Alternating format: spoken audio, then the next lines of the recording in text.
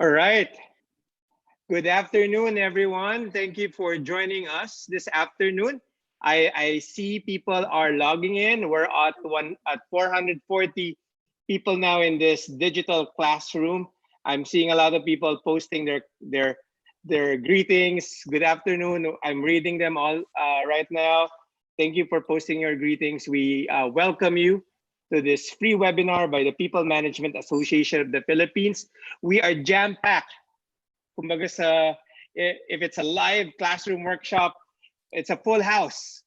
All the slots are used up where other people are still logging in. We maxed out the slots here in the Zoom meeting, in the Zoom conference facility platform.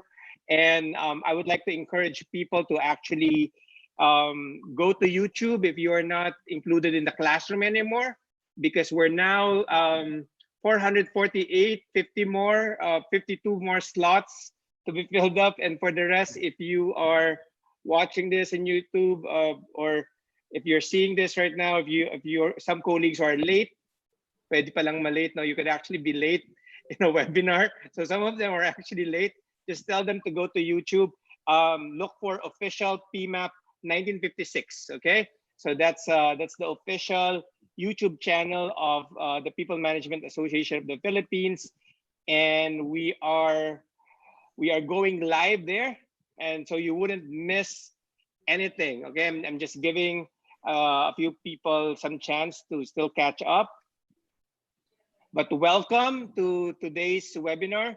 The title of our webinar is Post-Pandemic Challenge, Building a Purpose-Driven Business Organization.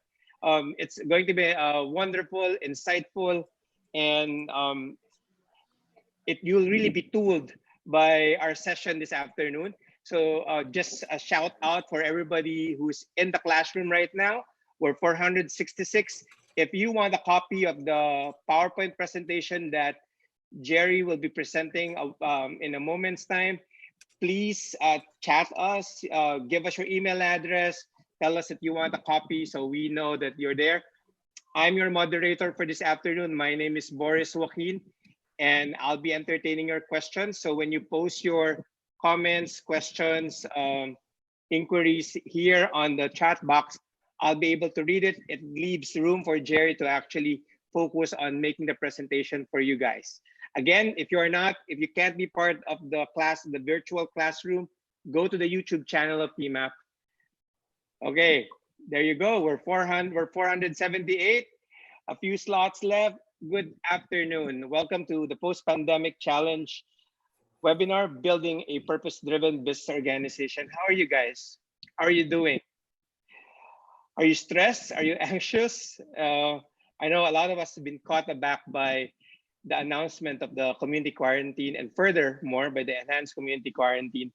And we are definitely struggling in so many ways, in HR particularly, but a lot of business owners are facing a very uncertain future. So this afternoon's learning session is but appropriate for all of us to actually look at the different perspectives. Although definitely our productivity and our profitability will be affected by the crisis, it's good to be reminded of the purpose of why we're doing what we're doing by our business and all of that. And later, you'll be able to see some principles and frameworks and probably some things that you can use as a business leader, as an organizational leader, as a people manager to actually help your people drive the common goal that you have in your organization and to communicate, cascade, clarify, and make sure everybody's on board on the same direction and destination that you have as a group and organization. Again, thank you for joining us. Welcome to the Post-Pandemic Challenge webinar. How do you build a purpose-driven business organization? And this will be delivered to us by our very dear friend and colleague in the industry. And we all know him. It's very popular, especially last year. His dancing moves are beyond comprehensible. We all know how good of a dancer he is. Let me just introduce him properly. Jerry Plana is a prolific thinker in the field of leadership, talent management, and organizational excellence. His rich insights and observations are a product of his long years of practice and consulting work in the field of human management and organizational development. He has more than 30 years of experience in the field of human resource management and organizational development. In the HR and OD field, Jerry is considered an all around professional, having had extensive experience as HR consultant to more than 200 organizations and having occupied the top HR post in a sugar, pharmaceutical, and telecoms company in the Philippines. Currently, as Chief Executive Officer of Investors in People Philippines, he actively promotes the international people standard in the Philippines. Jerry is a passionate advocate of creating work environments where people can be at their best. He does this through Investors in People, and he is the 45th president of the People Management Association of the Philippines. We all love him. We know how he can contribute definitely in any workplace improvement objectives. As I posted a while ago, I love having conversations with him, and will have conversations with him later. He's so insightful. Please welcome a very substantial people leader, Mr. Jerry Plana. Thank you, Boris. Good afternoon, everyone. Welcome to this webinar. It's great to work with you again, Boris, on this webinar. I'd like to, when PMAP invited me to do this webinar, and this is my first time, I'm still getting used to it. I suggested the subject of a post-pandemic challenge, building purpose-driven business organizations.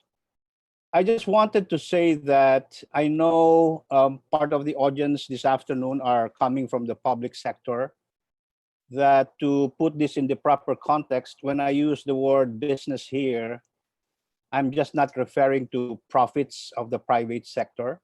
It can very well be the numbers, the service numbers that any public sector operates on. So I'd like you to bear that in mind, that when I use the word profit, I'm really looking at the numbers, and it could very well be profit or a service number like cost of service or timeliness of service in the public sector. So again, I'd like to say hi to our friends in the public sector who are participating in this webinar. I'd like to start off our discussion this afternoon by trying to just share with you a little of my own impression of this pandemic experience. We've been talking for a long time about having or living in a disruptive environment, but we never imagined such a big disruption to come to us this year, as big as the COVID-19, where almost overnight we had to change the way we work, we live, and even relate with each other. If there's one big takeaway from me, as far as this experience is concerned, it is the fact that we now realize how interconnected and interrelated we all are as far as the world is concerned. What happens in one area can very well affect all of us. It is as if we are just like one big ecosystem. And I'd like to bring perspective into our discussion as we move forward into this presentation. Because what I'd like to do in the next more or less an hour and 30 minutes or so is to be able to share with you my own perception of the impact of this experience when it comes to how HR should be doing HR work, how leaders should be leading, and even how organizations should be built so that in the future it is well prepared to meet future crises. So given this context, this is the kind of discussion that I want to have with you this afternoon. Let's start with transformation. transformation. When we talk about transformation, I know this is not a new word to us again, but whenever we talk about transformation, we're really looking at two words really come to mind now as we take a look at this experience: crisis and recovery. Probably at this point in time, a lot of us are trying to prepare for recovery. The US has been, trying to talk about reopening the economy these days. Even when we talk about crisis, not everything is really bad about crisis, because there can be opportunities in crisis. I think it's a question of how you're looking at the glass. Is it half full or half empty? Because when we take a look, even in my early days as a consultant, I know there were some clients that I had that during crisis moments, they were very happy because they saw it as a great opportunity to train their people. Because they said at the time that if they devoted the downtime for training, they will be ahead when the upturn comes of their competition. So aside from training, probably crisis presents to us an opportunity to do a lot of strategizing, which we don't have too much of during pre-COVID times when we're just so engrossed in getting results day in and day out. So a time for training and a time for really thinking through things, whether we're in the right business or are we doing the right things. These are all strategic questions that we can ask ourselves during these times. Moving into the recovery side, I'd like to present to you the idea that as we develop our recovery plans, I think it will not be complete unless it includes a transformation plan, an organization transformation plan. The reason why I'm saying that is because this is another overused word, VUCA world. We say we're living in a VUCA environment, volatile, uncertain, complex, and ambiguous. There will always be crises. Now, the crisis now is disease. It could be natural disasters in the future. I think we live in a highly disruptive environment where it's going to be a series of crises and recoveries. We cannot predict crisis in the future, but what we can do today is to be able to prepare ourselves better for that. And the only way to do that is to build a strong organization that can weather any crisis in the future. So moving forward, I'd like to take a look at the impact this experience that we're having now is having on the HR front. And I know we've had a lot of discussions around this area. Even this morning, we've had discussions on this with my good friend Mon Sigismundo. But let me just share with you my own personal insights on how the world of HR is changing in terms of its own priorities.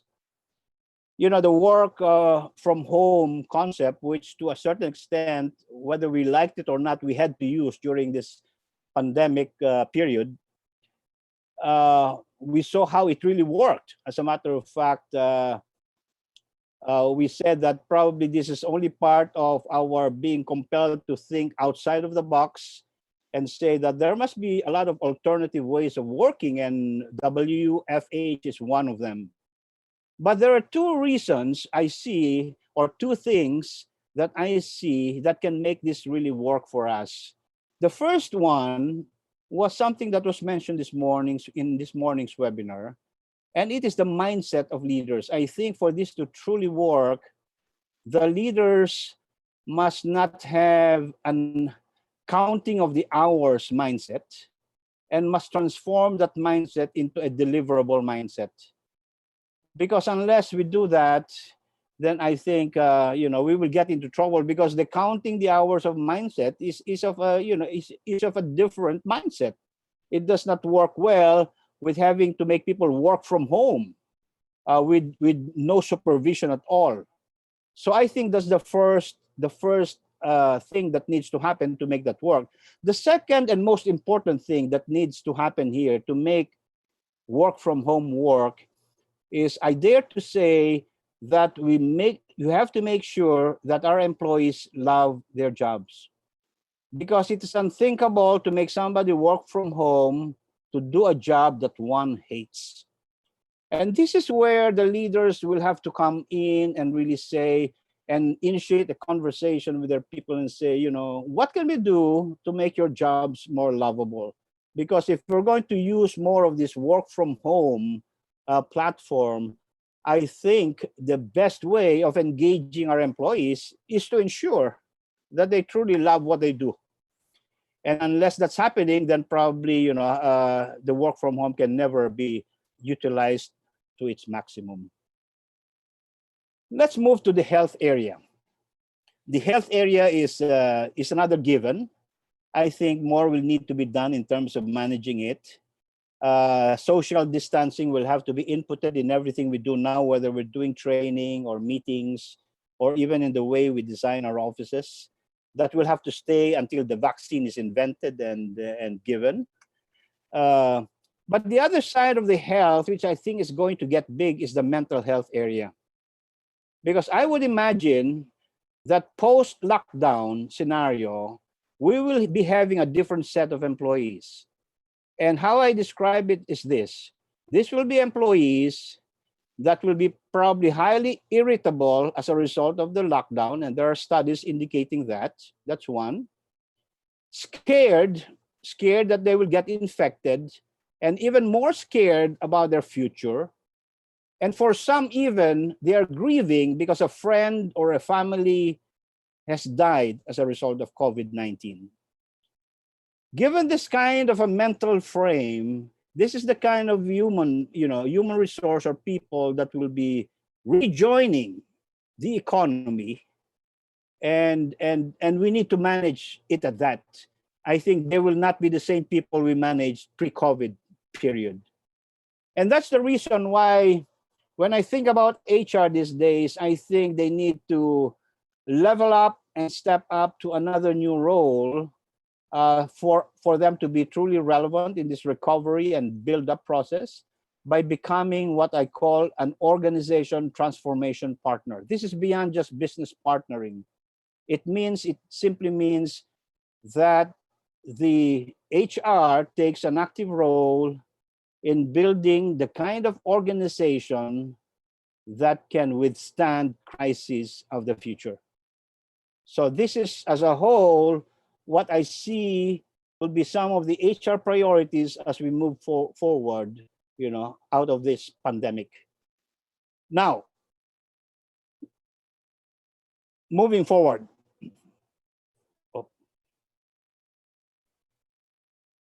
These are three words that probably we need to understand in terms of understanding the development of our so-called recovery plans, which includes a transformation feature into it. Whenever we talk about transformation, I cannot help but say this is really all about culture change. There can be no real transformation without changing the culture of the organization. Because as we develop our recovery strategies, the kind of cultures we build should be supportive of that strategy. Many strategies of the past have failed because organizations just built strategies without working on the culture that will implement the strategy. Because I view culture as an avenue by which you're able to implement strategies.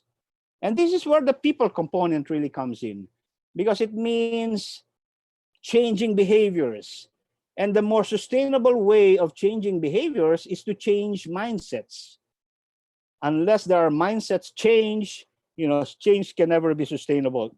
When we talk of the people side, we're saying in the recovery program that we have, or recovery strategy, we need all our people. We need everyone to be on board on that journey. The journey may be long and hard for some, depending on how the pandemic experiences hit the organizations. That will be on a case-to-case basis. But we certainly need people to be onboarded on this journey. And we will require people to work very hard. It's important. That's why more than any other time, I think we need more engaged people to be able to be onboarded into this transformation journey so that we can achieve full recovery and from then on even grow. But as we often say, if you want people to be engaged, you must have engaging leaders. Because engagement does not just happen like that. So when we go into the leadership, and this is where we find a lot of rich lessons of this pandemic experience. We are right before our very eyes, we've seen how world leaders have dealt with this crisis. We've seen good practices, we've seen bad practices. So it presents a very unique opportunity for us to really study what works as far as leaders are concerned. And crisis is the best test for leadership. That's why when we talk of leadership, one of my own insights into this experience is coming up with what I call the 3 C's of leadership. This is what I saw was working in terms of this crisis situation. So I call them the crisis, the compassion, and the calling part. Let's talk about crisis part of leadership. If you'll notice, these are the 4 items that we saw, which were very important in a crisis situation. Visibility. Why visibility? Because in a crisis situation, it is important for people to know who is in charge. That somebody is in charge and taking care of the situation. That is where visibility comes in. The other important feature is communication. And if you'll notice, the way communication works here is it's regular, it's daily, because so many things are happening on a daily basis. It should be truthful. You know, one thing unique about the communication part is we need to be quick also to give the formal communication, because the informal communication is very active during these times. We used to call what we now call as fake news, we used to call as rumor mongering in the past, okay? And this is ripe with a lot of these so-called rumors and fake news if there is no formal communication that is presented. That's why communication needs to be regular and it needs to be truthful so that people will know exactly what the situation is and where they are. Another thing that crisis has taught us today as far as leadership is the toughness, the ability of the leader to make those tough decisions, whether it's a travel ban decision or a lockdown decision. Those are tough calls, and the ability to do that. And when we talk about making tough calls, we do not see leaders making this unilaterally. We're seeing a situation where probably behind the leader is a group of people that is helping the leader think things through. And it's important, there's a very important concept in HR, in OD, that we often talk about these days. It's called psychological safety, meaning to say leaders must be able to freely speak up their minds, because if they don't have that capacity, then the decision might not be a good decision. So the ability to create an environment where people can freely speak their minds, even if they differ with the leader, is very important so that the best decision can be brought to bear. And of course, the last is the element of speed. And this is where probably, you know, a lot of discussions have been around the concept of speed, you know, whether leaders acted in a timely manner and things like that. If you'll notice, in a crisis situation, the speed is very important. So all of this combined makes up for the crisis part of leadership. But crisis is focused on numbers. Whether the numbers is infections, or in the case of business, the number is losses. It is very number focused, because that is precisely what is required to survive the crisis. And you need these 4 things to be able to produce the desirable numbers. But when you go into the 2 C's, to 2 remaining C's, this is where the people side really comes in.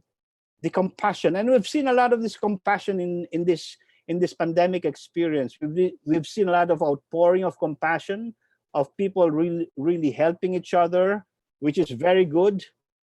And I'd like to emphasize on the 3rd C, which is where leaders are able to give a ray of hope and inspiration in the midst of adversity. And this is where leaders are able to call forth towards something that is greater than what's happening on the ground, and being able to provide meaning and significance to whatever is happening. This is the calling part of leadership. So what am I saying here is this: not only are these three C's important for crisis situations, I think more particularly compassion and calling more particularly is important as we move into the recovery stages later on.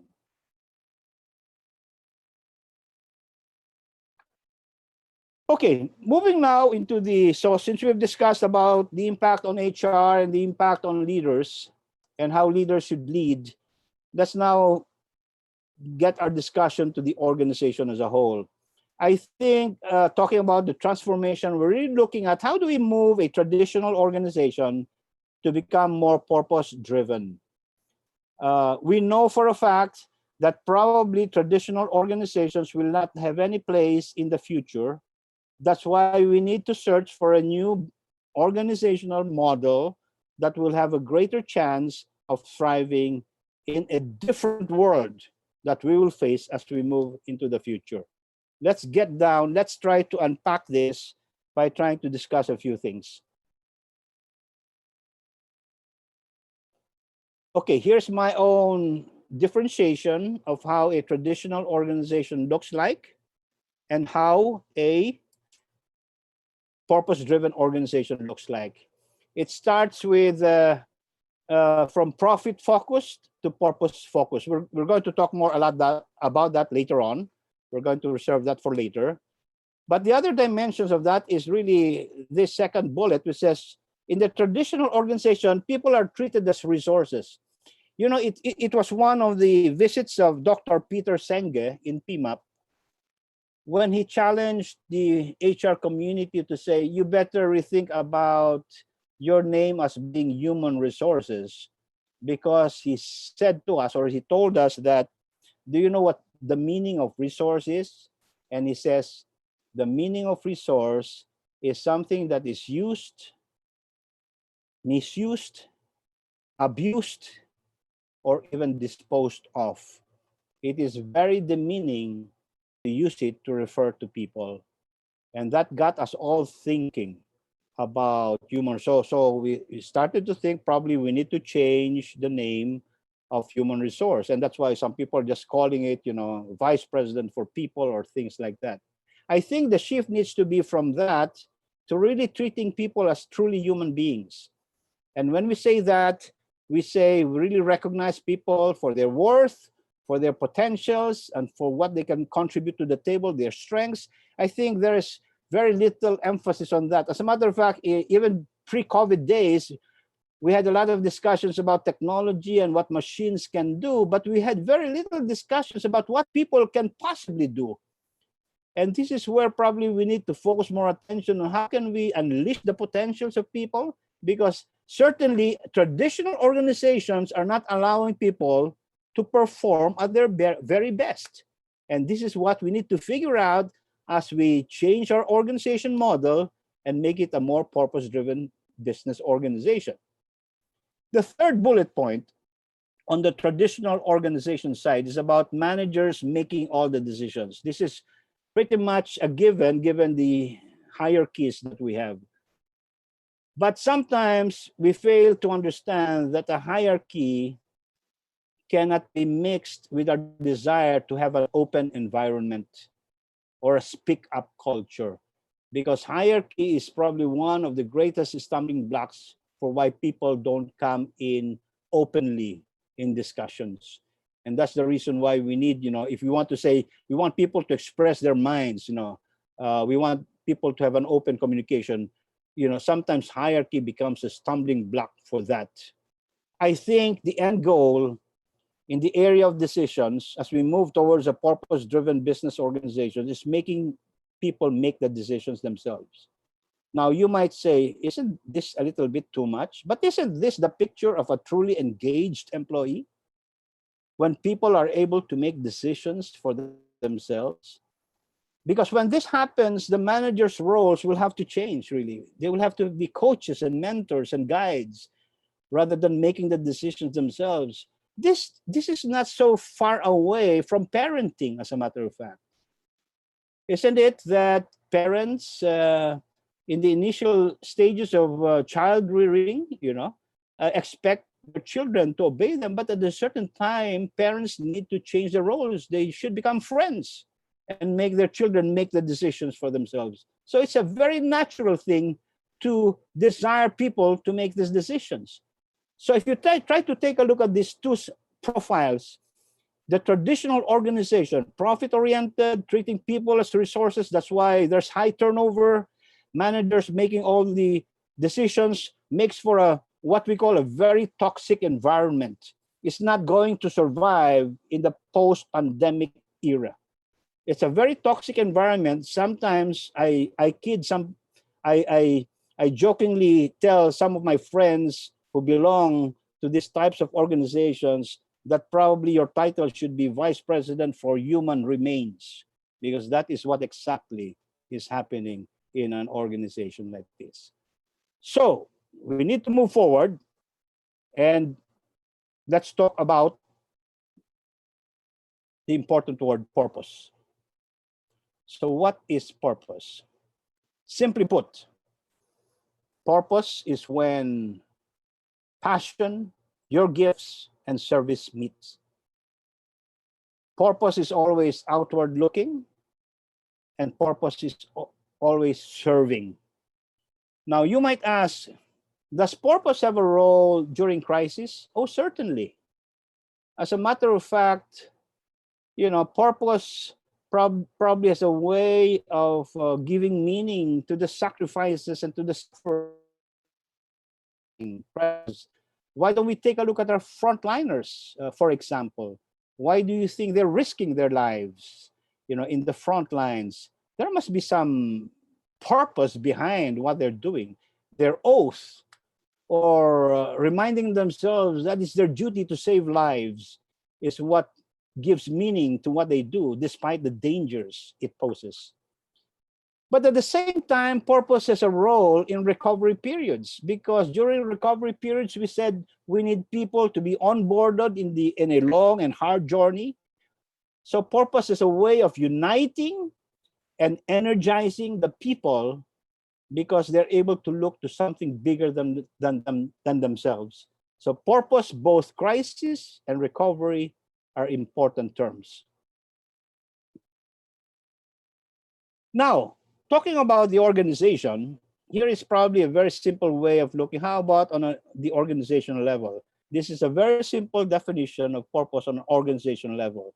It simply says your reason for existence beyond just making money. Let's talk a little bit more about profit for a while. I think we need to have a proper perspective for profit. Profit, we're not saying profit is not necessary. It is necessary. But we should have a proper perspective for it. Profit is like air, they say. We need it to live. But we do not say, I live to breathe air. So there must be something beyond just air that's more important. I think that's the kind of perspective we need to have whenever we talk about profits. Now, you might ask, so where do we find purpose in organizations? Usually, and it should be, really found in these mission statements that we have in the organization. We have the vision, mission, and value statements. The mission statement is particularly interesting because that is where purpose should really be found, as a matter of fact. And if you take a look at traditional mission statements, you will see something like this. This is a traditional mission statement that we can find: to make the best products at the lowest prices that provide a fair return to our shareholders. If you'll notice, talking about stakeholders now, and this is how business defines business. You're really basically talking about two stakeholders here: the customers and the shareholders, really. In some other mission statements, we can see the employees, they can say to make the best products at the lowest price to customers with a fair return to our shareholders by providing a great place to work, and that's for employees. So you have somehow completed that. You have customers, you have stakeholders, you have shareholders, and you have employees. But what is grossly missing here are two very important stakeholders, which I think we just had an experience in this pandemic, COVID-19. And these are society and the environment. And these are two important stakeholders for the business. Especially so if you say that now we're beginning to say businesses also operate as an ecosystem, and they need to be, they need to be able to serve all the needs of the stakeholders. Because if one stakeholder, does not get satisfied, it can get back, and destroy the entire ecosystem. Just like how this pandemic has really destroyed businesses. So I'd like to stop at this point in time and probably try to answer some of your questions or hear some of your comments before we proceed to the part 2, and which is going to be more prescriptive, so that we can have a little chance to have a conversation based on your questions. Boris? All right, I'm checking the board now, Jerry, for any questions. Here's one question, Jerry. How can HR influence transformation, basically becoming purposeful and all that, if leaders or managers are not engaged? Managers are not engaged? Yeah, maybe he means that they're not excited or enthusiastic. There's no buy-in. I think one of the things we really need to revisit as a result of this is how important leaders are in our, not just the world, but our organizations. And probably what we need to really think through now is, how are we developing these leaders? How are we developing our leaders? Because a lot of the training sometimes I observe are happening to the non-leaders, what the leaders, say, probably are saying, I don't need training. But I think they're so key that probably they need more training than the rest of the organization. Because if you can have good, engaging leaders who can manage whether crisis or recovery, I think the rest will follow. That is how critical leadership is. Oh, yeah. Well, here's another question, Jerry. And I agree with you about how critical leaders are when it comes to driving the organization more purposefully. What engagement activities can be implemented while most employees are working from home? Okay, so now everybody's virtual. So how do you build up commitment or buy-ins? Well, that's right. We're doing things virtual, but you can do meetings virtually as well. You can even have a team building session virtually. I mean, for as long as you're in touch with each other, I think it's what counts. I think that is what keeps people engaged. Are they informed? Is their contribution needed? Is their strengths recognized? And things like that. I think if the leader is able to manage it that way, even if it's just virtually, I think you'll be able to really develop a good team, a highly engaged team. I agree totally. I mean, I know we lose the value of personal touch or facial expression and body movements, but you can be very creative in doing it. And I think what Jerry was saying is that you engage people not just mainly because you share to them things about the company. You nurture them. You talk to them about. I know this manager who basically looks at photos of their children or photos of their pets as part of their break time, and it's really just getting people to feel that they are humans and you care for them individually. Yeah, Boris, I'm glad you mentioned that, Boris, because that's precisely the point of my discussion earlier about treating people as human beings. Getting to know. Sometimes there's this question: how well do we know our people? How much time do we invest knowing them, I think it's going to be very critical moving forward, because the more we will need people in our transformation journey, in our recovery plan, I think the more we will need them. Yeah, and all the more double work ka, di ba? Kasi you're not, ang nawala yung ano eh, meeting at the lobby, meeting at the pantry, Yes. having coffee together. So I think the Yes. frequency of your touching base with them virtually has to be more creative, I guess.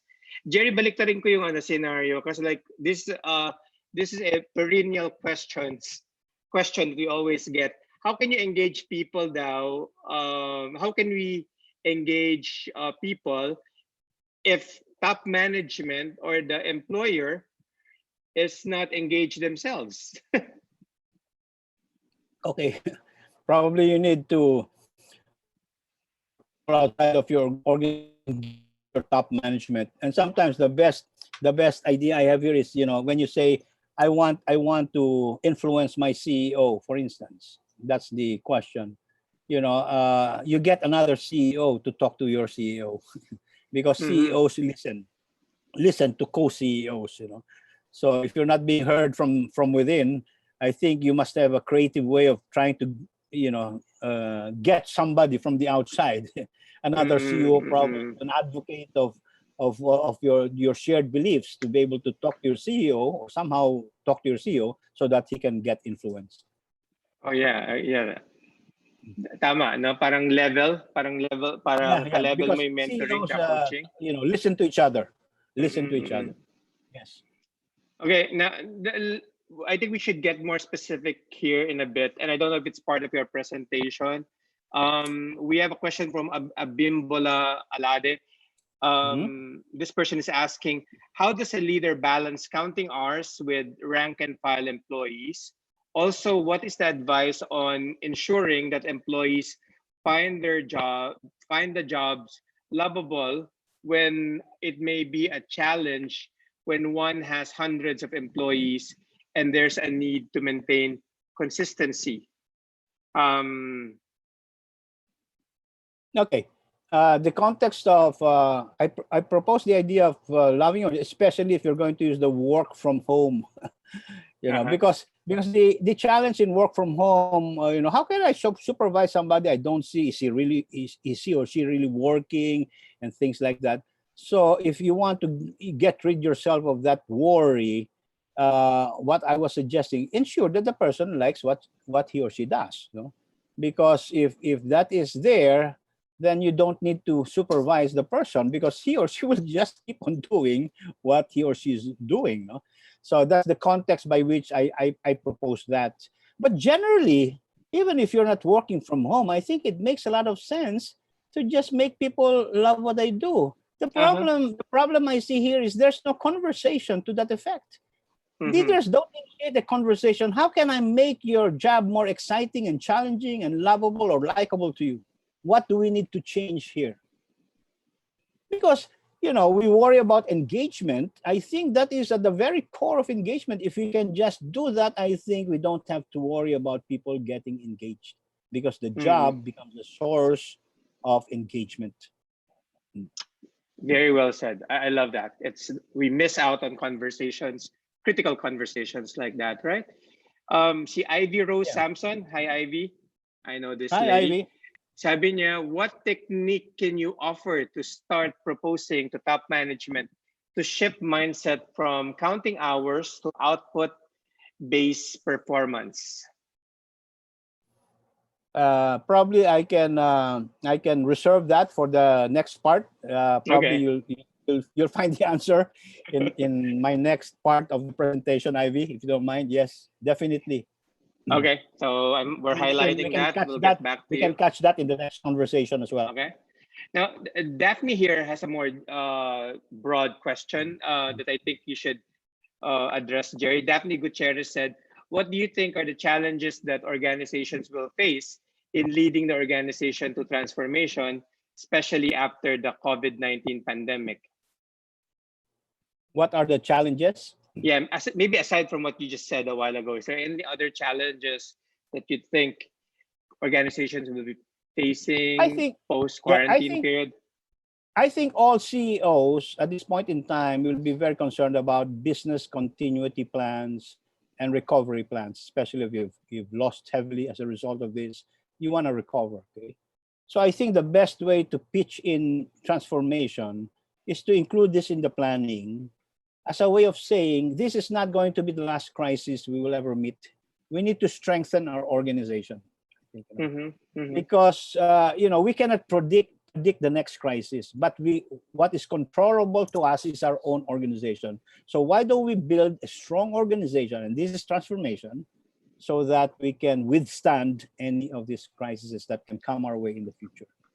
Okay. That should be part of the plan, because otherwise, if we don't have that kind of a discussion and an element in the plan, then recovery might be just short-lived. Actually, here's another question by Carlene Tandang. She's saying that when speed is of essence in times of crisis, what can we do about so many levels of bureaucracy and protocols, particularly in the public sector? We've worked with the public sector. Jerry, what can you say about that?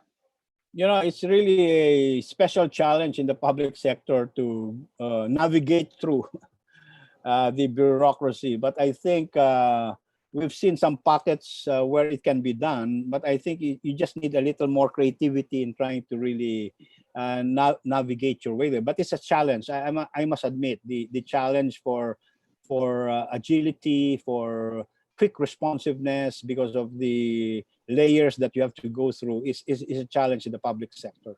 Definitely, there's no one guide or one solution to that.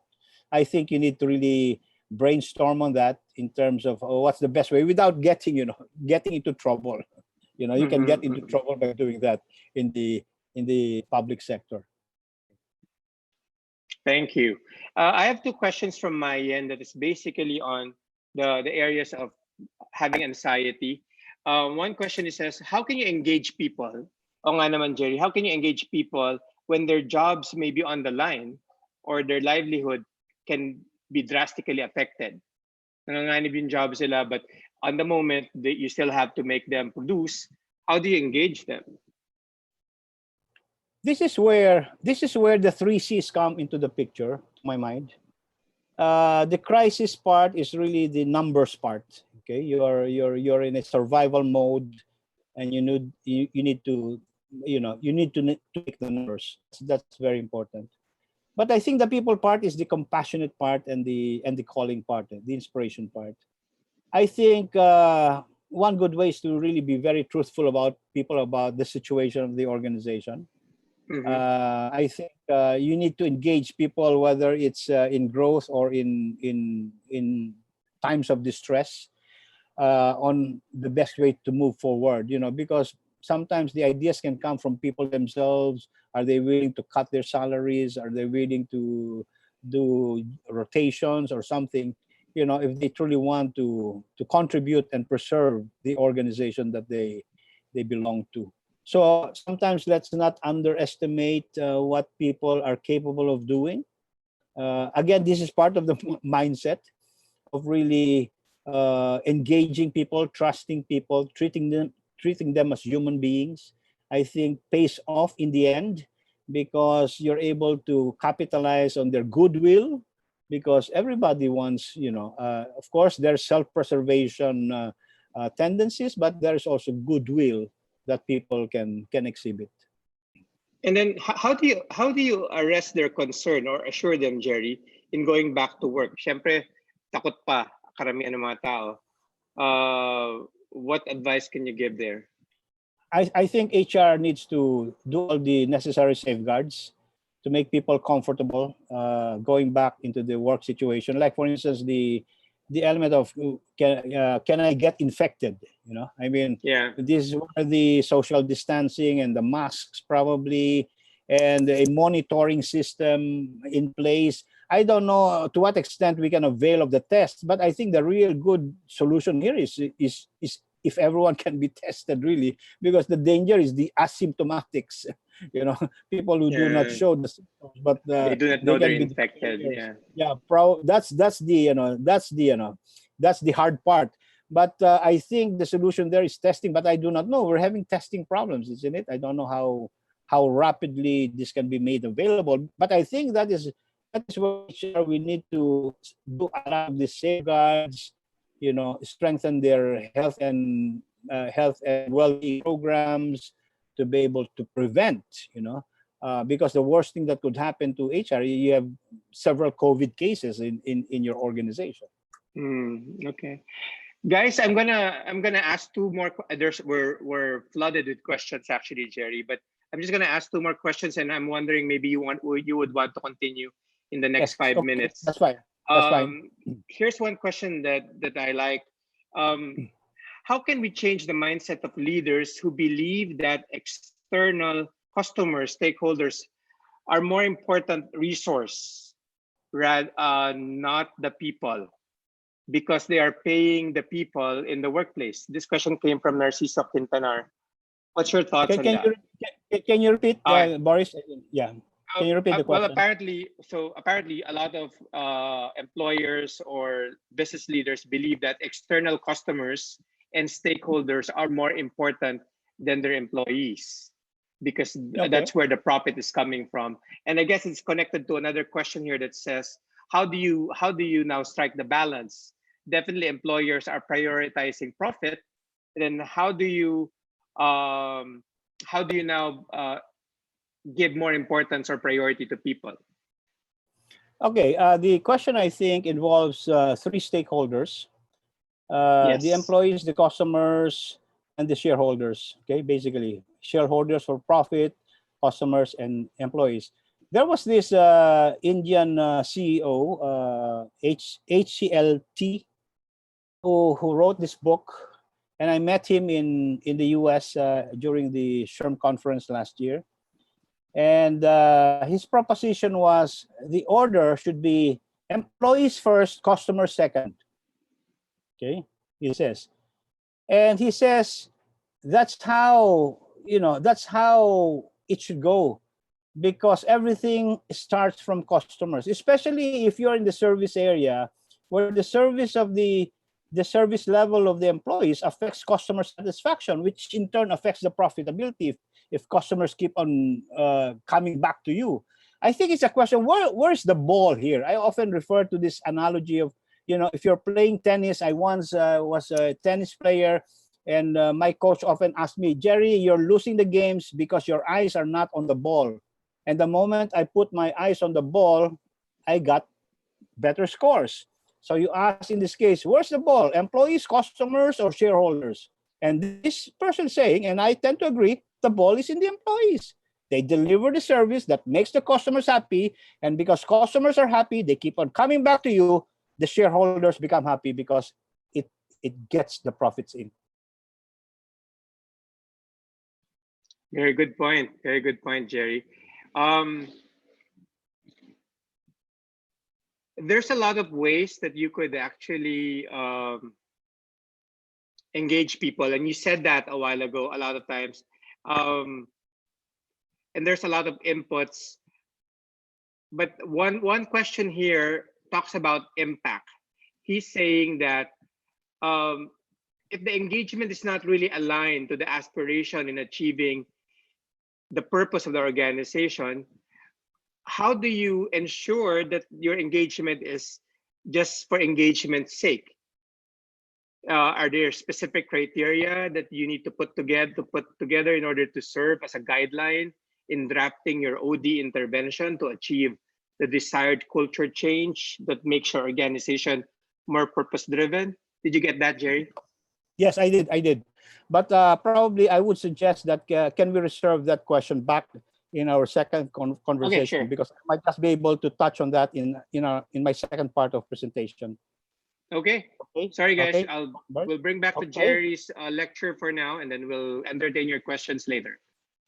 Just keep it coming. Let's go to the second part. Okay, let's continue from where we left off. So the question is, so what can we do? What can we do to become more purpose-driven as an organization?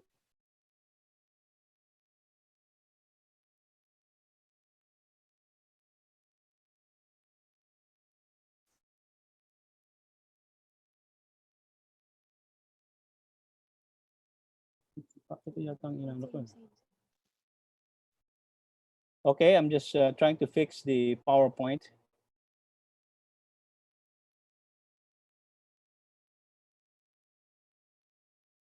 What I will do here is I'll try to show to you a few examples of what I think are examples of good purpose statements.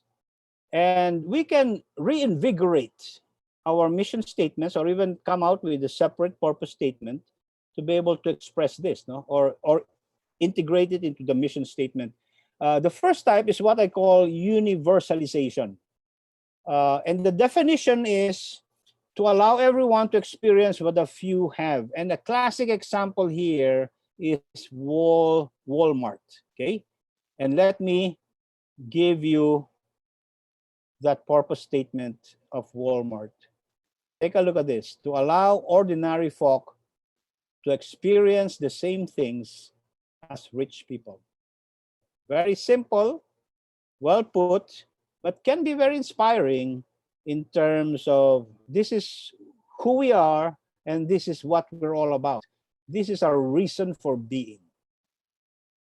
Another way of expressing that, which I've found in Walmart documents, is this: to save people money so that the poor can live better, so that the rest can live better. Okay? So that is the Walmart example. Let's go to another example here.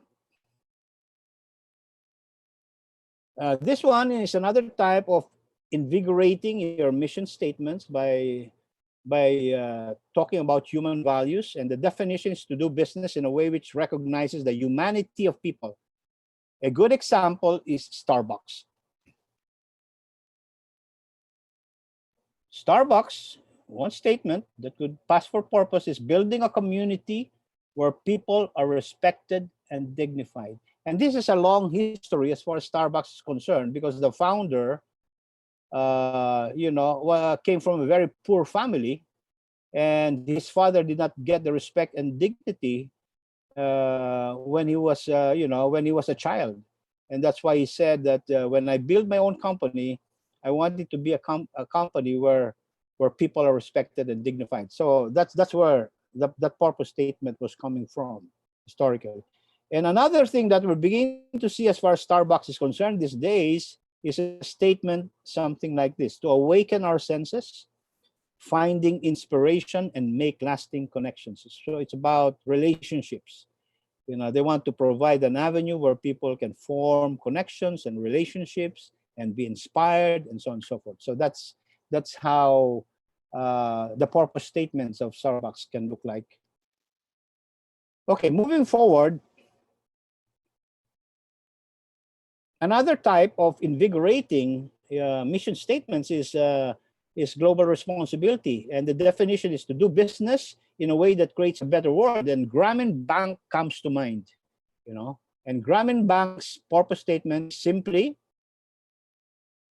empowering the poorest of the poor through credit. That is what they're all about, and they're committed to that, and that is what they do as a purpose. Okay, so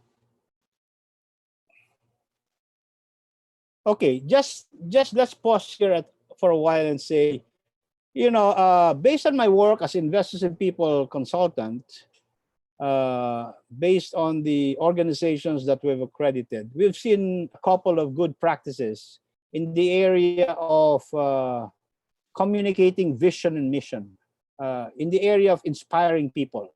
Because I think the calling part of leadership is supposed to be a source of inspiration. And we've seen organizations, for instance, in one case, I've seen an organization, they developed what they call vision and mission speeches that are to be delivered by their leaders, so that whenever they're asked to talk about the organization for new hire orientation or something to that effect, they talk in a very inspiring way what the vision and the mission of the organization is all about. Another good practice we've seen here is we've seen this in one of the hospitals accredited organizations in our community where they have a FaceTime with the president. The president sits down with a group of people, about 8 or 10, takes breakfast with them and explains to them the vision and mission of the organization, okay, in a very personalized way. And of course, some other organizations have their own vision and mission workshops, that they make all the employees go through so that they can really have a very personal connection to the vision and mission of the organization. So here, these are some of the good practices we've seen that are aligned with what we call as leaders who are inspiring others through this vision and mission statements. Now, moving forward, so if we may just summarize, why is purpose the new profit? I call it the new profit because it is what's going to, the key for moving us into the future. It's the new currencies, the new profit. The need for meaning. There is a great discussion about people, more and more people having the need for meaning. As a matter of fact, the shift is from things to experience.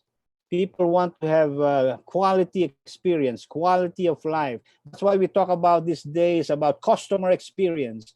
Or now even in HR, we talk about the employee experience. It's about having fulfillment, meaning, significance. The clamor and the need for meaning is ever increasing. And that's the reason why purpose is becoming to be very, very important these days.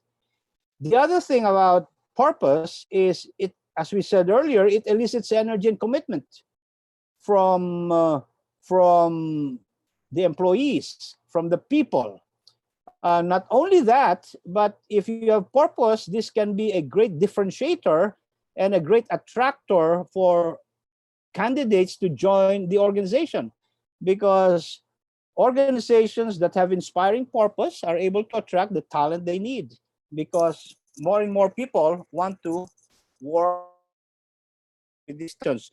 There's a growing research that is saying that these types of things like purpose, doing good, is attracting the best talent in the market.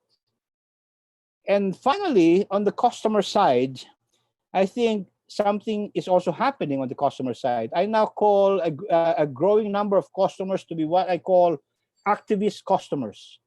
They want their purchases to matter, meaning to say, and this is supported by research also, that more and more customers would want to buy from organizations they perceive as ethical or good organizations, and will refrain from buying from those they view as unethical or not good.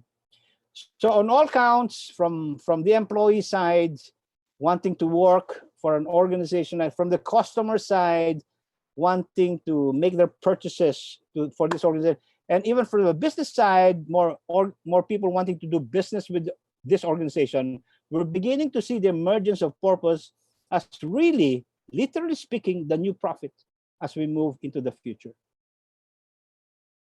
As a matter of fact, talking about this, I just wanted to share that if you want to read up on this, and this is very interesting, there's a book called Firms of Endearment. The title is Firms of Endearment by Sisodia and Wolf, where they talked about a 10-year study of organizations that were purpose-driven compared to just profit-driven. And guess what? The study said that the purpose-driven organizations performed 8 times more financially better than the just profit-oriented organizations. So even from a profit side, the purpose-driven organizations are beginning to show more promise on that side. Because, as I said earlier, customers buy from them, talent wants to work for them, and other people want to do business with them. So, in a nutshell, we're really taking a look at these two words. Profit, or in the public sector, is just numbers, probably. Numbers in terms of service numbers. What we're saying is we need to go beyond the numbers and take a look at things from a purpose perspective. Because sometimes if we get too focused on the numbers, we lose sight of the purpose. And that is what's, we lose our way in the process. And that's why it's important for the kind of leadership that we need today, that has a clear calling. They lead with purpose. They lead. Purpose is always the centerpiece, so that everything they do on the number side coincides with serving the purpose that they're committed to. Okay, here's an interesting slide about how do we grow in our purpose.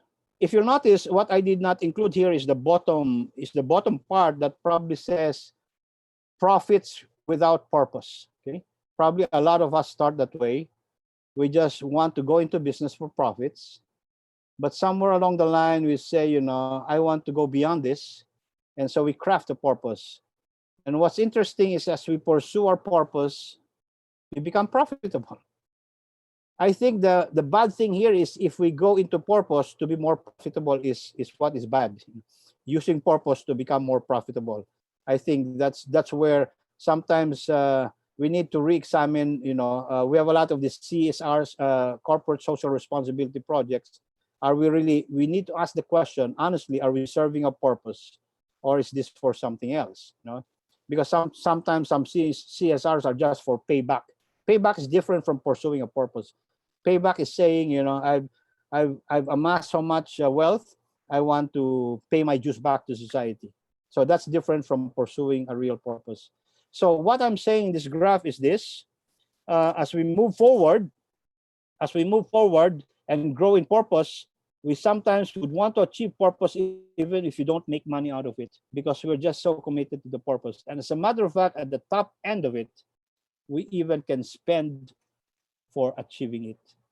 While many of us start with just profits without purpose, there are a few that start businesses with purpose in mind from the very start. Okay?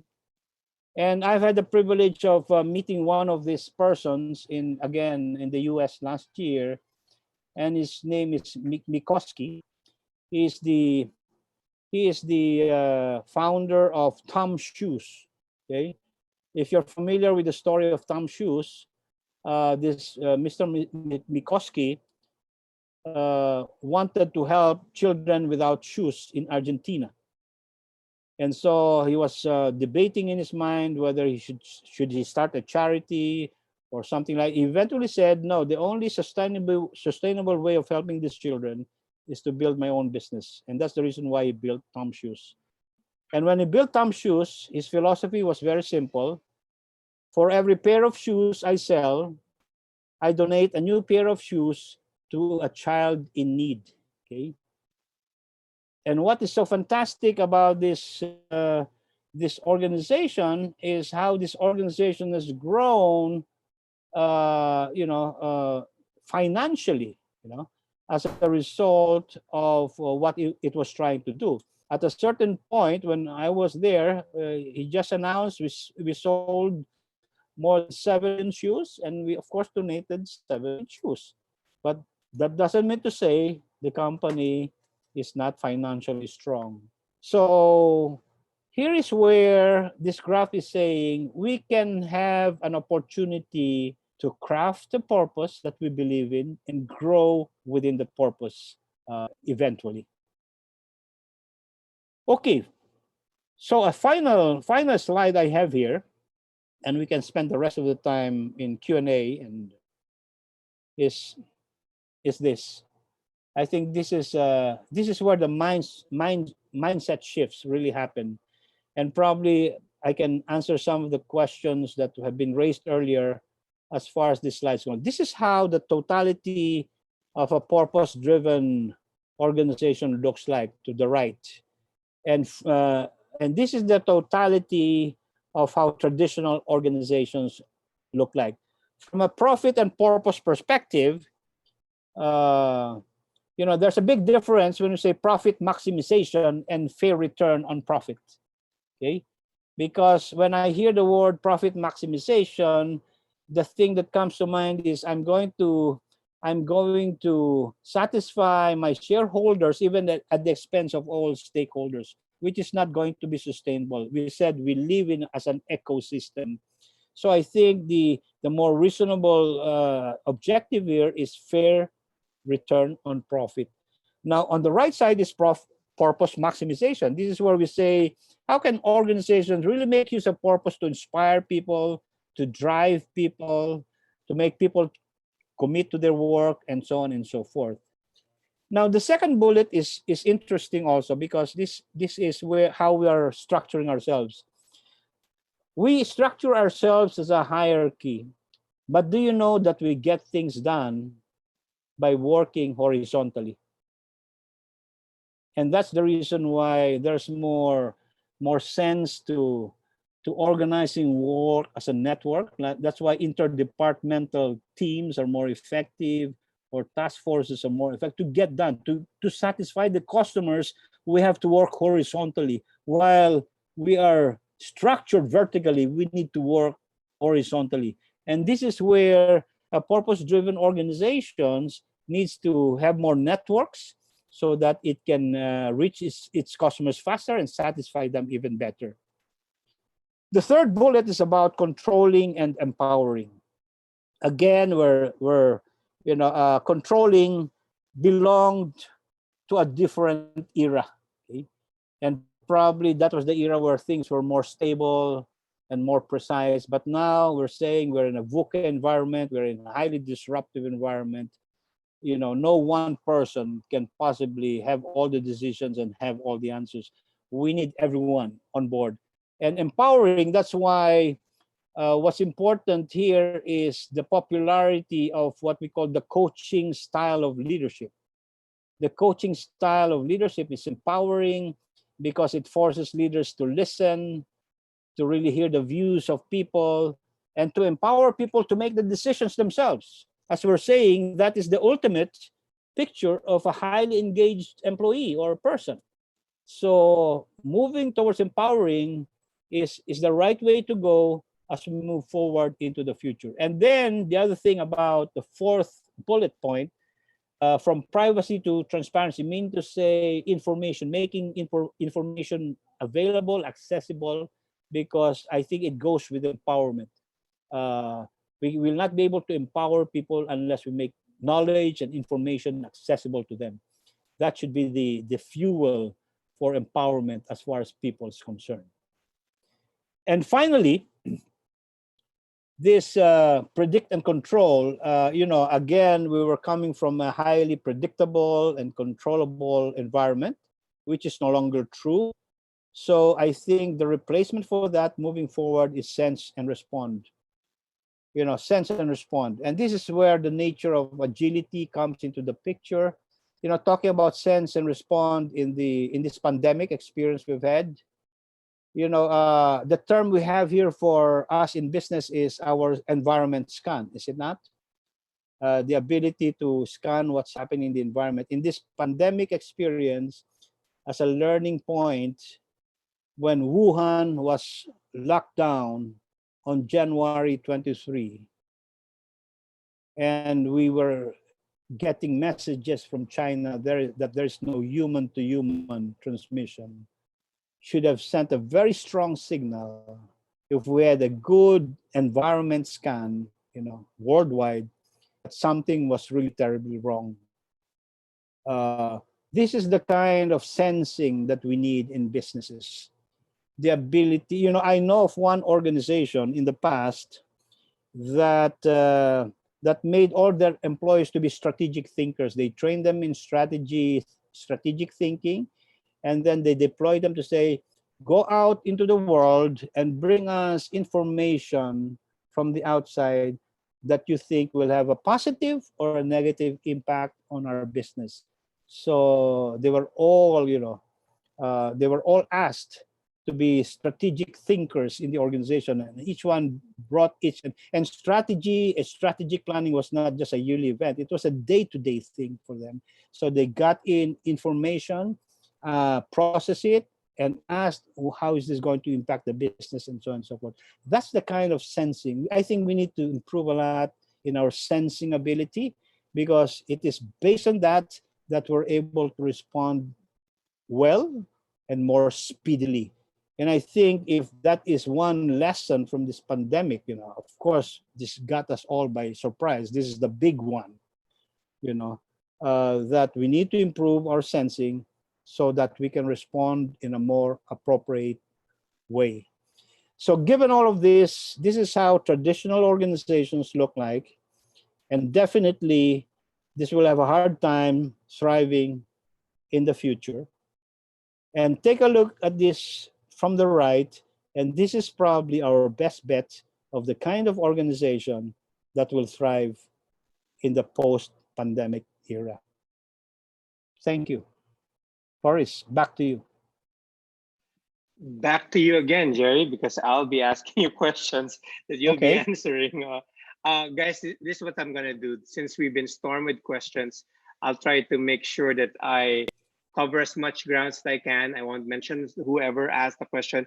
I'll just make it look seamless and flow from one topic to another. And for some of the questions here, Jerry actually answered them already, either during his second half lecture or while we were talking during the Q&A a while ago. Janet actually said, do you actually see companies putting their people first during this pandemic? Do you, what's the question again? Do you actually see companies putting people first during this pandemic? That's a challenge, because during the pandemic, we saw a lot of examples of people being put first. I mean, there was a lot of compassion that was shown. People taking care, people not laying off, trying to keep their employees and things like that. There was a lot of giving, donations. I think the challenge is, is post-pandemic, can we still show the same compassion? Probably not to that extent, but probably is compassion only for crisis situations? A good point. Can't we not have a more consistent way of looking at people? Because I personally believe in the recovery, people will even become even more important. We have to bring them up from where they're coming from.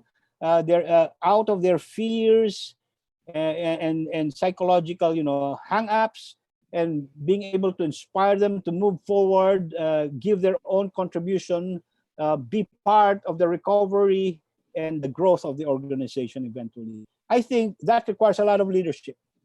That requires a lot of leadership.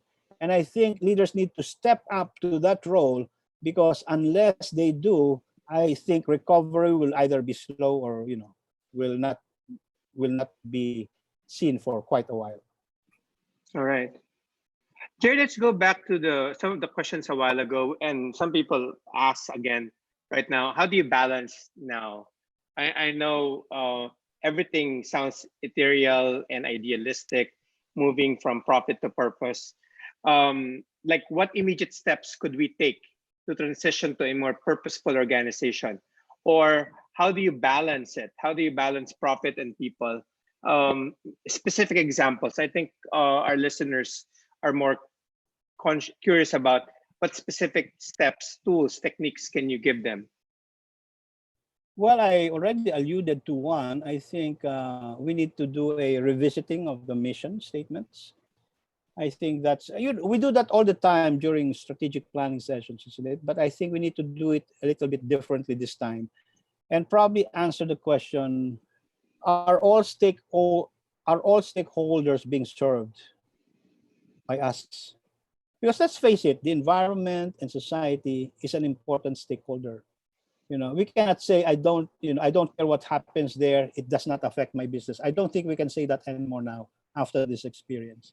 So I think businesses will have to chip in and do their part, because this cannot just be left to government or NGOs. I think the society, the problems we face, environment, social, are just too complex. And unless we go forward with it, I don't think we're not going to see a better world in the end.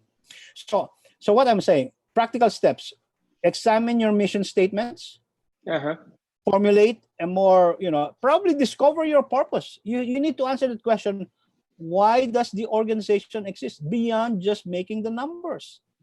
You know, in the private sector, probably this is easier because they have a mandate, but sometimes you can get drowned with the numbers and then you forget your true purpose. So this is what this exercise is all about, because in the end, if you take out purpose and you just rely on profits or numbers, I don't think it will get you very far in terms of energizing and exciting people. I don't think it will get you very far, you know, especially profits. It's probably only the shareholders who will get excited, but you cannot have a something that can excite everyone, you know. And that's where the purpose really comes in. How do you assess that, Jerry? For example, one of the question here from Jenny Bagalay and other folks. How do you can you give some advice, technique, or tools? How can HR assess or measure if their organization is purpose driven or profit driven? Is there a tool How that do they you can assess? use? Yeah, Well, just to probably, diagnose yeah, fairly yeah. and then give that recommendation to management. First of all, I'd like to say sometimes we have CSR programs, but we don't have a purpose statement. It's like this is payback. You know, I contribute here, I contribute. It's charity. You know, Mm-hmm. I think purpose is beyond charity. Purpose is really serving your true role. You know, like on an individual level, and you do this yourself. What you call this, Boris, isn't it? On an individual level, you help organizations discover their personal purpose. It's the Yeah, same yeah, thing. It's the yeah. same thing. You know, organizations cannot just be money-making machines.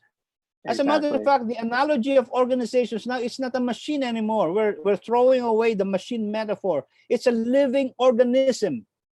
It can have a life of its own. That's why in Uh-huh. some other organizations we talk about, does the organization have a soul? Because business have been so soulless for many, many years, you know, because otherwise, you know, moving forward, and that's the reason why we have so many people issues, you know. I think we need to address that, you know. We need to address that. We need to build a new organization that can hold on to these talents and become more endearing to our customers and to the rest of the world. I just want to get back to that point about, is this a choice between purpose and profit? No, it's not a choice. It's they're not in conflict. As a matter of fact, what even the studies are saying, it's the purpose-driven business organizations who are getting to be more profitable than the just purely profit-oriented organizations. It's a Mm-hmm. paradoxical, isn't it? And Mm-hmm. Yeah. that's the thing about VUCA world. I think we live in a lot of paradoxes, like the paradox of what do you call that? The more you give, the more you get, or Mm-hmm. the best way to go fast is to go slow, you know, and things like Mm-hmm. that. There's a Mm-hmm. lot of paradox. It's hard to comprehend, but it's true. I think it's the dilemma of what most of our listeners are having right now. They agree with you, but they find it conflicting once they go back to their organization to actually convince. Like one question here says, can HR dare and be bold enough to actually tell the employers and shareholders, we need to revisit our mission, vision, values? Okay, let's do it this way. If most organizations are in a recovery mode, probably the first priority, the first agenda in mind is, let's regain profitability. If that's the issue, okay, that's fine. Yeah, But yeah. beyond that, you cannot just continue talking about more and more profits. I think what I'm saying is, purpose is a more energizing and inspiring way to bring the entire organization forward. Okay, after the recovery, after the regaining the losses, so what next is your next question. So we're saying this is where purpose comes in, and Mm-hmm. purpose should be the one that will give you the extra mileage to Mm-hmm. really move the organization further, because there's nothing so superior to getting attached to something really bigger than yourselves. As a matter of fact, even Simon Sinek talks about this these days in his latest book, The Infinite Game. He was Infinite saying, gain, yeah. yeah, the infinite game is the same concept. He's saying the organizations that succeed are those organizations who are not competitive. They don't look at competitors. They're just trying to pursue a just cause. You know, Mm-hmm. that is the terminology of Simon Sinek. So everywhere you go, I think that is what's happening. So there is now an emerging new model, organization model, and we need to be sensitive to it, and we need to help our organizations develop a journey towards it, because otherwise we might just get left behind. Uh-huh, uh-huh. I like what you're saying, that in during this time of crisis, we need to take advantage of the situation and the period to respond rather than react from a commercial perspective. But maybe as we recover, try to put the building blocks of our purpose as a foundation of our organization. Um, s- Andrea Plana was asking here, kino kayang employee ito? She was asking here that, uh, do you see any shifts in purpose for organization given this pandemic that has rocked our way of living and has created a new norm for us? I mean, do you have any examples of current organizations that are shifting gears? Well, I don't have examples now, but I'm sure there are organizations. There are organizations abroad, and I'm sure there are organizations here. Probably we need to, PMAP has to, probably it's a good proposal for PMAP to identify those organizations and probably make them role models. But I think this pandemic experience has made us really reflect on many things, isn't it? Oh yeah. Things that are important. I think that is a purpose, this is a great opportunity to think about personal and organizational purpose. So what am I in business for? What am I here for? I mean, what is my true calling? Of course, the profits need to be there. That needs for sustainability. But beyond that, what is it? You're not saying I live to breathe. We're not saying that. So what else do you live for? Breathing is important. It's necessary for you to live. But what do you really truly live for? I think those questions need to be answered moving forward. Mm-hmm. And there's a way to connect them, right, Jerry? Basically, you could Yes, also have certain metrics or measurements that allows your, um, let's say, your activity driven or what do you call that, lead measures in making your organization purpose driven connected that's right. to log measures that we could actually allow you to measure the direct and That's right. maybe indirect contribution it can have, right? That's right. Some people were saying here, and that's what So makes organizations survive.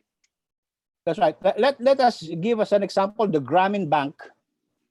The Mm-hmm. Grameen Bank says we want to empower the poor through credit. So I think you were asking the question: how do we know that there's a real purpose and that organizations are committed to? If they're measuring it, if they're Mm-hmm. measuring their achievement of the purpose, that means to say they're committed to it.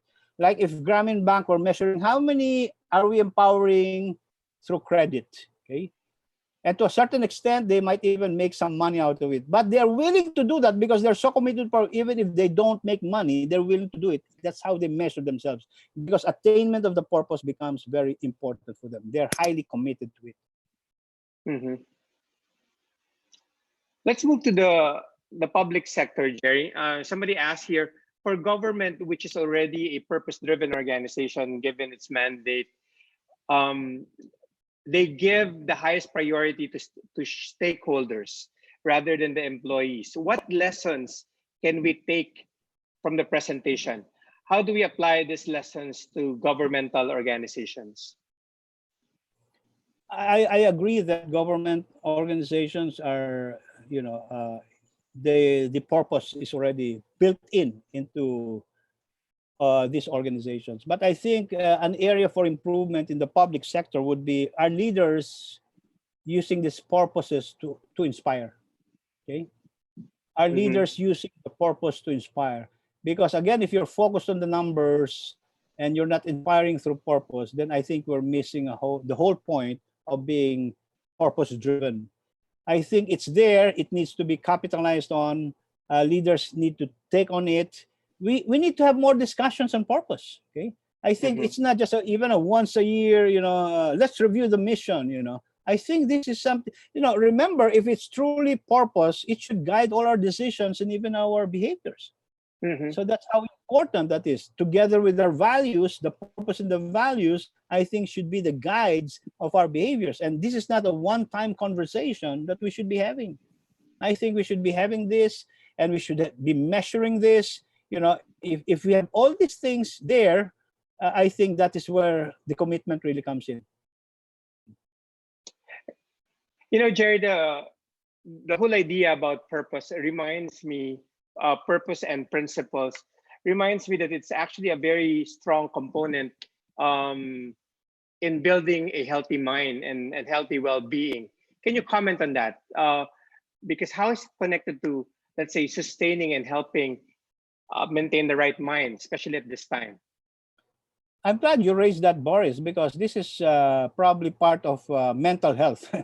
I mean, a mentally healthy person is somebody who is living for something, something bigger than oneself. I think this is where, again, take a look at purpose from the perspective of how can I make people healthier mentally, probably has a very big role to play by making people, if this is what makes me wake up in the morning, especially if there's a connection between personal purpose and organizational purpose. If that connection is made, then that's even very powerful. You want to wake up early in the morning because you want to do things that are consistent with that purpose. Remember, the definition of purpose is passion, gifts, and service all rolled into one. So that is such a powerful thing that I think leaders, you need to capitalize on, because it's the right thing to do. Because it is good in itself, okay? And what is interesting, as we say, and more research is trying to show this, these organizations are getting to be more profitable also at the same time. Oh yeah, it works. It's a win-win situation, right? Yes. You know that I conduct a purpose workshop, right, for individuals.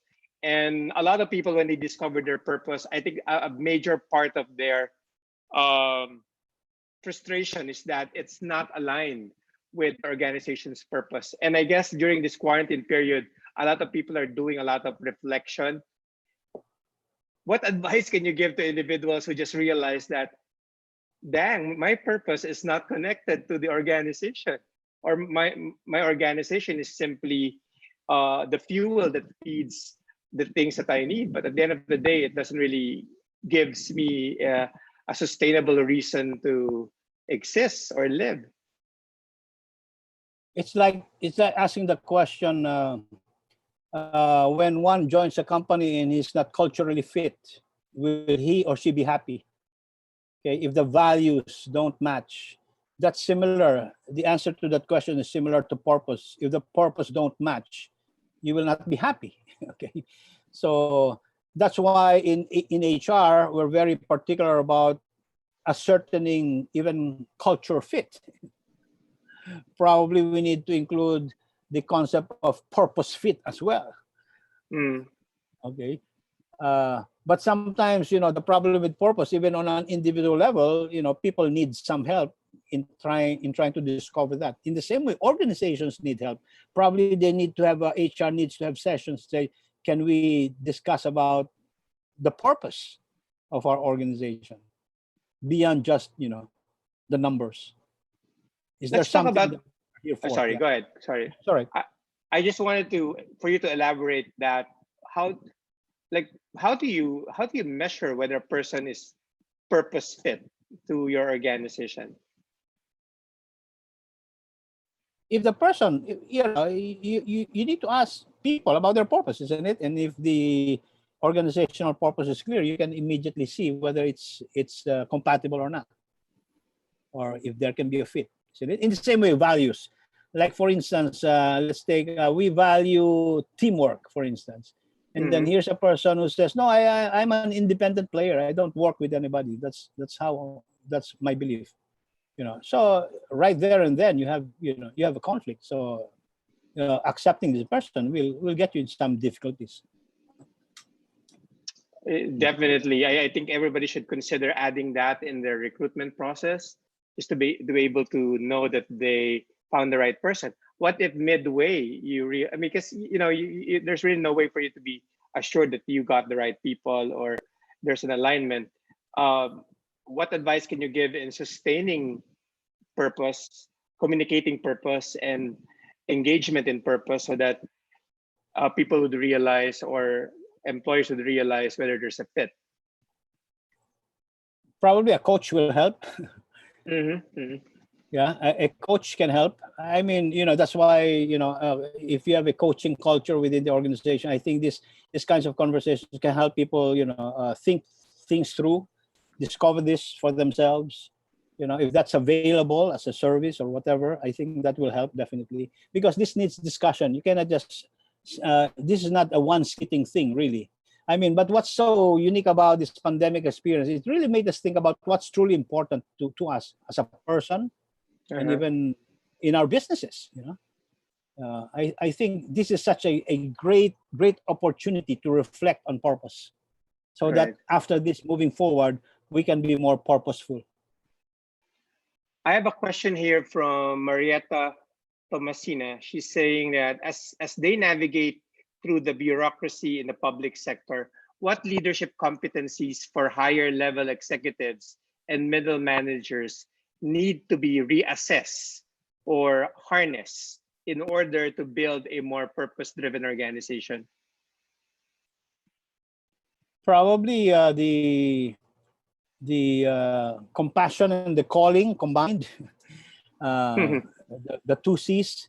I think that combination is very powerful. How can you be very sensitive to people, at the same time, how can you have the ability to inspire, to elevate? That requires some level of skill in communicating, in being a role model, and things like that. So I think this needs to be inputted in leadership development programs, whether in the government, especially. I think there's a lot of people in the government, based on my observation, or doing their work out of compliance. Okay, and I think they need to be brought to the level of commitment. People do things by compliance because they're made to do it. I think an inspiring, a more compassionate and engaging leadership is what's needed to bring them beyond the level of compliance, so that they can really commit to what they're doing. Jerry, is compassion sustainable? It's going to be difficult, probably, but again, the way I look at compassion is basically putting people first. Okay, so probably if we rephrase that question, is there a business case for putting people first moving forward? Considering that if you move forward, you will rely a lot on your people to rebuild your business, to recover, and to get back on track. That's the question. Because can you afford high turnover moving forward because you have not put people first? Because you've been insensitive to people? I think that's the reverse question, isn't it? Yeah. So because I think moving forward, if we need everyone, I think it only makes sense to say, I need to take care of my people. Because if I take care of my people, they will take care of the business. It just follows, right? It follows, isn't it? Very good wisdom there. Hey, Roxy is asking here, how can HR top management give more social protection to people and employees, let's say in future crisis? Social protection. When you say social protection, what kind of? Well, I guess she meant here, basically protection in general, but social protection also is maybe from having an outbreak like this. How do you protect your people from not getting it, I suppose, or even the prejudice?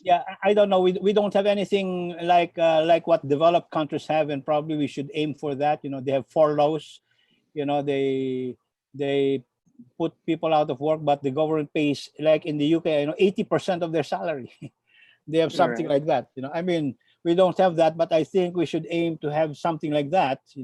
But that's not something for just business to do. I think there needs to be a lot of collaboration these days about business and government and NGOs. I think we need to get our acts together, really, not Mm-hmm. just within the country, but even worldwide.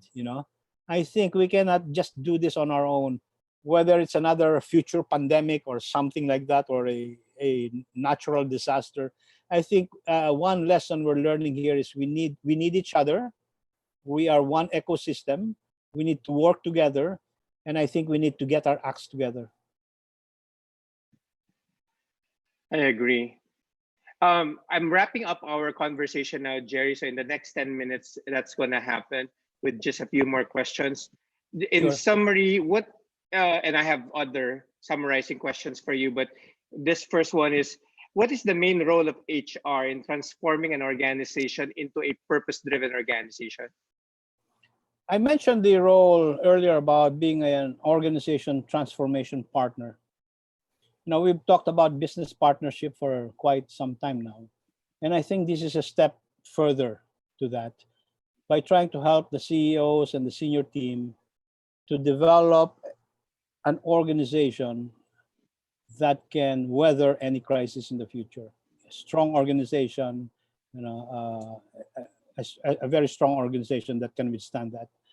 So the question is, how can HR do that? Yeah.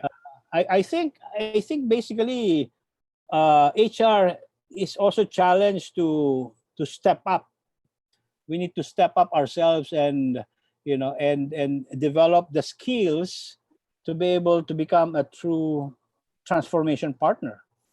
I think we need to be steeped in leadership, in culture management, and things like that. I think that's where this all comes in, because when you talk about organization transformation, you're talking about what's the kind of culture I need to build so that we can implement our recovery strategy. That's the kind of question that's being asked by an HR who wants to play a role in this area. So and how do I build that? Okay, where do I start? Okay, and so on and so on. Who can help me here? So what sort of knowledge and skills do I need to develop? I think HR needs to think that way, so that we can also be good partners. Because even in the past, even pre-COVID, I've seen some organizations who have not taken transformation very seriously before. Really, there are organizations that have transformation budgets, but they do not have a transformation plan. Yeah. Okay, okay, but since transformation was the in word, they had something along there. I think now we need to take transformation seriously. So that's where HR can really help. And taking transformation in a more concretized manner, with a specific plan and specific activities and programs that drives towards that, and you That's actually right. sustain it and then measure That's at the right. same time. That's right. A few advice, since we are in a work from home arrangement right now, Jerry, how do you balance it? I think the concern for most employers or managers is, how do you ensure that people, and I'm sure you're going to allude to purpose eventually, but how do you assure that people get to do the tasks that they really need to do and not procrastinate and drift in the, of course you have anxieties and you understand that, but how do you ensure people are as productive, as committed, not just in delivering the targets, but in helping drive this transformation that you're talking about? Okay, so based on our discussion, we mentioned one thing earlier. I think we need to have a conversation to make the job more lovable or interesting to the person. That's one. The second is the leaders need to be engaging, even virtually. They need to know how to, sometimes we're saying these days during the lockdown, you don't get into a discussion of the work immediately. You must have a kamustahan level type. I got this from one article or webinar. It should be ABC: affect before content, or affect before affect. I mean, Okay. how are you feeling? It's a lot of Affection. kamustahans. Yeah. Because we are in an emotional state. This is not natural for us, being locked down. I think it's so unnatural. So it gives us a different emotional profile. So there's a lot of kamustahans first before you eventually. It's not immediately the job at hand. I mean, it's not normal. Okay, so that one, the job, the leadership, and the purpose plays a big role, because if you're able to have an inspiring purpose, I think that will help a lot in really making people fully engaged in whatever they do. They don't Mm-hmm. only enjoy their jobs, they're doing it to achieve a purpose they believe in, and they're led in a very engaging way. All right. How often do you communicate to your people, Jerry, considering the lockdown, without Here, appearing to be micromanaging them? yeah, we're doing our team check-ins twice a day. All Twice a right. day. Yeah, we have a team check-in. Yeah, we meet virtually twice a day. So, And and a then, lot of them are that. Yes, so twice a day. Okay, so yes, that's a good advice. Without necessarily making it seem that you're micromanaging them, right, on the work yes, that yes, they're yes. doing. Yeah. Of course, yes. I like what you said about affection, or affect first before, what's that statement again? Content, Affect first before content. Okay, content. now, given the limitation that we have right now, such as not being there physically, how do we make our employees feel that we're here for them and that they're not alone? Well, the fact that we meet regularly is already a great, I think it's a great way of saying we're together. we're together in this. We console each other. I think that's a great part of that virtual meeting. That we're in this together. We're interested in how you are. Have you been exercising? Things like that. How's All your right. sleep? Things like that. It's a lot of how are you type of conversation. I think which is very much needed these days. All right.